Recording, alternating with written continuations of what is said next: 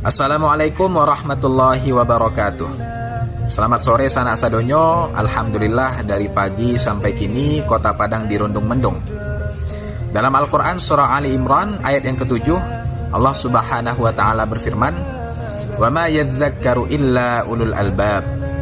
Dan tidaklah mengambil pelajaran kecuali orang-orang yang berakal. Salah satu ciri orang yang berakal itu adalah selalu mengambil pelajaran. Ndak ada nan sio-sio dalam hidupnya. Seluruhnya nyambil pelajaran dari anan terjadi. Nah, itu sesuai dengan falsafah wa orang Minang, alam takambang jadi guru. Apa nan awak caliak, apa nan awak dengar, apa nan awak alami, seluruhnya menjadi guru awak. Dek karena nyolah menjadi pengalaman awak lah mengalaminya. Sementara kece orang, pengalaman adalah guru yang terbaik.